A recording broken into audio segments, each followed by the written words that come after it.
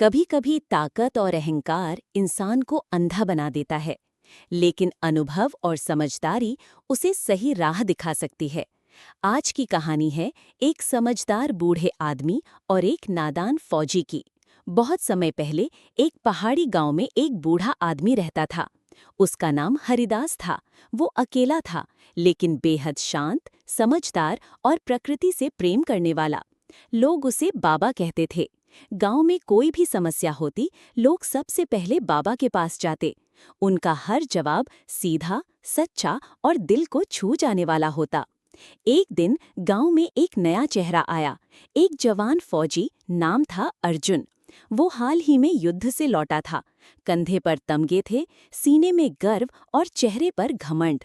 अर्जुन गांव के चौक पर खड़ा होकर लोगों को अपने युद्ध के किस्से सुनाता। अर्जुन जोश में, मैंने दुश्मन के 5 सैनिकों को अकेले हराया। मेरी तलवार बिजली जैसी चलती है। मैं किसी से नहीं डरता। लोग उत्साहित होकर सुनते, लेकिन कुछ बूढ़े लोग मुस्कुराकर चुप रहते। एक दिन अर्जुन ने हरिदास बाबा के बारे में सुना। अर्जुन बाबा से मिलने पहुंचा, सिर ऊंचा करके। अर्जुन घमंड में, बाबा, सुना है आप बहुत ज्ञानी हैं। बताइए, ताकत बड़ी या बुद्धि? बाबा शांति से, ताकत की अपनी जगह है और बुद्धि की अपनी, लेकिन बिना बुद्धि के ताकत कभी-कभी खुद के लिए ही खतरा बन जाती है। अर्जुन हंसते हुए, बाबा, आप किताबी बातें करते हैं, असली दुनिया तलवार से चलती है। चलिए, एक चुनौती देता हूँ। अगर आप मुझसे बहस में जीत गए तो मैं आपकी सेवा करूँगा, और अगर मैं जीत गया तो आप गांव छोड़ देंगे। बाबा मुस्कुराए, ठीक है बेटा, पर बहस नहीं, मैं एक सवाल पूछता हूँ। अगर तुम उसका उत्तर दे दो तो मैं मान लूंगा कि तुम ही सबसे बुद्धिमान हो। अगले दिन गांव वाले जमा हुए।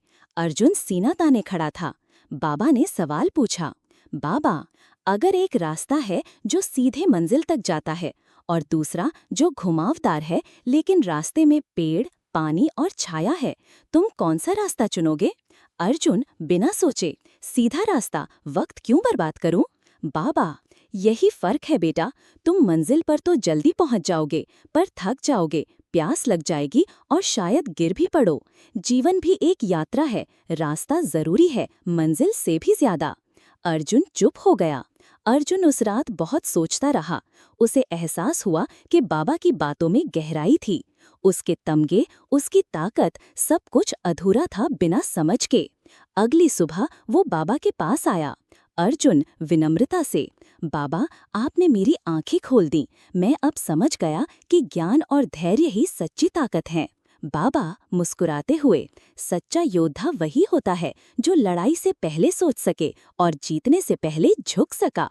उस दिन के बाद अर्जुन ने घमंड छोड़ दिया और बाबा की सेवा में लग गया। वो गांव के बच्चों को आत्मरक्षा के साथ साथ संयम और समझदारी का पाठ पढ़ाने लगा। बाबा की सीख अब उसके जीवन का हिस्सा बन चुकी थी। ताकत का घमंड पल भर में मिट सकता है, लेकिन बुद्धि और विनम्रता हमेशा आदमी को ऊंचा उठाती हैं। अगर आपको ये कहानी पसंद आई हो तो लाइक और सब्सक्राइब जरूर करें। मिलते हैं अगली ज्ञानवर्धक कहानी में।